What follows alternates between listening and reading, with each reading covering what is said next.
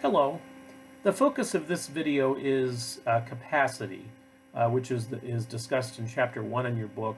The concept of capacity, it's the ability of a state or a local government to manage issues, to respond to things that come up, to manage conflict. States, most of the governing that takes place in the United States occurs at the state and local level. So states and local communities have a whole lot of issues they have to deal with, and capacity is just their ability to deal with them.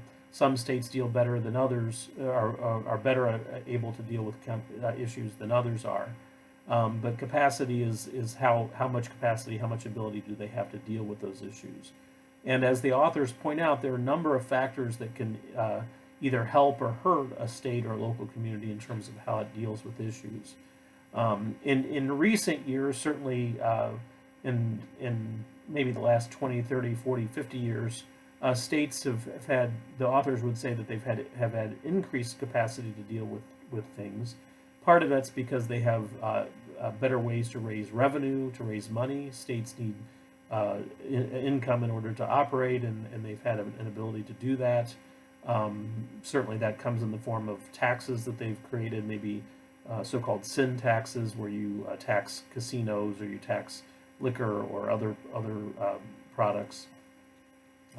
Another factor in that, the increased revenue, is the fact that the federal government provides a large percentage of state budgets, and over the years it has given money to states in the form of grants. We'll discuss that more in chapter 2 with federalism.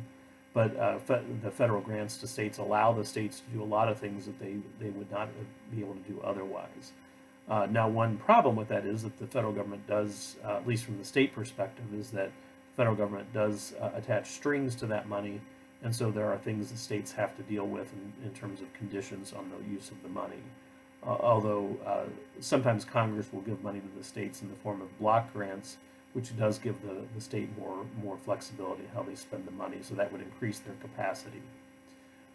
Also, in terms of capacity, states have there's this concept known as policy diffusion, which is discussed in the reading.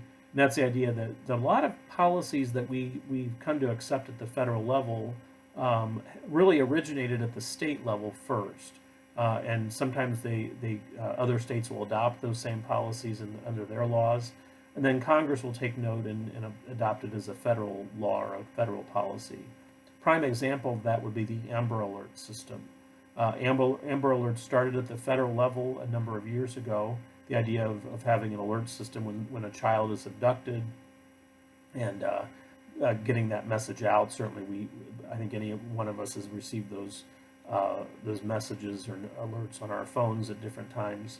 Well, that idea started at the state level and then eventually was adopted at the federal level.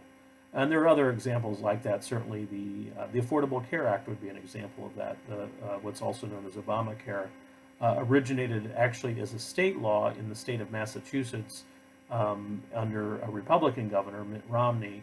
And then when President Obama took office, he was able to eventually get this adopted as a federal law, so now it applies in all 50 states. But that had begun as a state law in Massachusetts. So the idea of spreading policies, of having different ways to raise money for states, has really, and the fact that states oftentimes work together on policy issues. So, for example, the Great Lakes governors, the Great Lakes states such as Michigan, Ohio, Illinois, Pennsylvania, and New York, and some other states work together on issues that affect the Great Lakes. So there's greater cooperation among states that are in a region together. So that's the issue of capacity. Now, states also have a lot of challenges they have to deal with. Certainly, one of the biggest challenges that any state deals with these days is what's known as fiscal stress. That's the idea that state budgets are really limited in a lot of ways. Certainly, we've seen that here in Michigan during the Great Recession back in 2008 and 9. The state of Michigan was particularly hard hit because we rely so much on the auto industry, and that was an industry that suffered enormously during the Great Recession, and so we were hit harder than most other states were. So that idea of fiscal stress, that means that almost every state budget has to be balanced, meaning states have to take in more than they're spending. So they take in money in terms of taxes, and they spend money on programs, and a state is not allowed, in most cases, to run a deficit. They aren't allowed to spend more than they're taking in. So the issue is, how do you, if you're in a recession, that's when the economy slows down, a lot of people are unemployed. How do you deal with that in a state budget?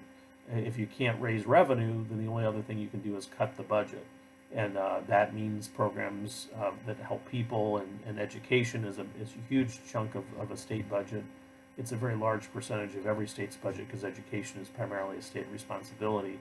So that's what happens unless the state leaders are willing to focus on getting more revenue in. And a lot of states have a flat income tax system like we do in Michigan, and some states don't even have an income tax. That will be discussed more in a later chapter. But fiscal stress is something that every state deals with at some point, and certainly it's something we've faced here in Michigan. The pandemic has also affected state budgets dramatically, and so states have to deal with that reality, and they can't borrow money to get out of it. They have to either cut spending, raise taxes, or do both. So that's an issue. But states also, in terms of dealing with their issues, certainly diversity is a major advantage for states. The idea that they have very diverse populations. So, for example, in a lot of the southwest part of the United States and in some other areas, Texas is an example, or California, you have large Hispanic or Latino populations, and that is, I would say, is a very good thing to have that diversity. But and of course here in Michigan we have a large Arab American population, so that's a strength because of the fact that immigration and diversity and so forth have always been shown to strengthen an economy. But you also deal with conflict. There's racism, systemic racism in particular. You have anti-Hispanic or anti-Latino bigotry. You can also have Islamophobia against Arab Americans who are Muslim. And so those are issues that states and local communities have to deal with. It's certainly something we see in this region with our large Arab American population, and the fact that that's been a strong benefit to our area.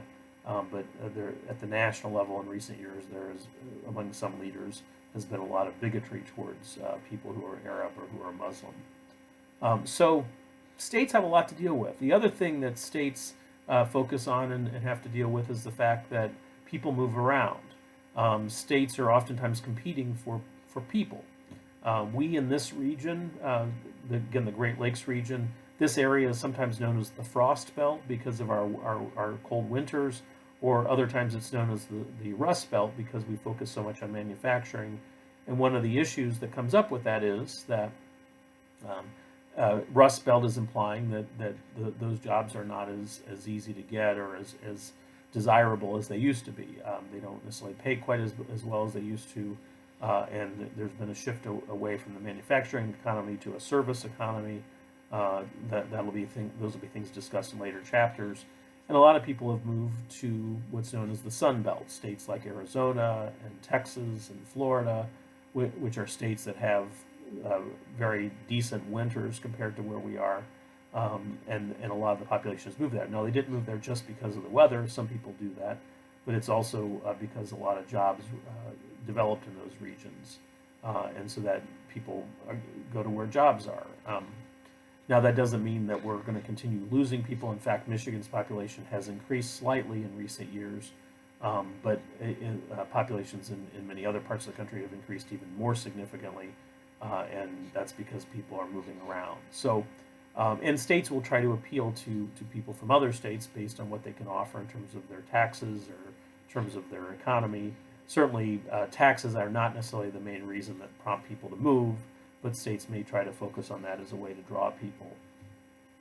So it's important to understand that there are a whole lot of things that come into play when we're talking about state and local government, and how states and local communities deal with issues, public policies, how they deal with populations.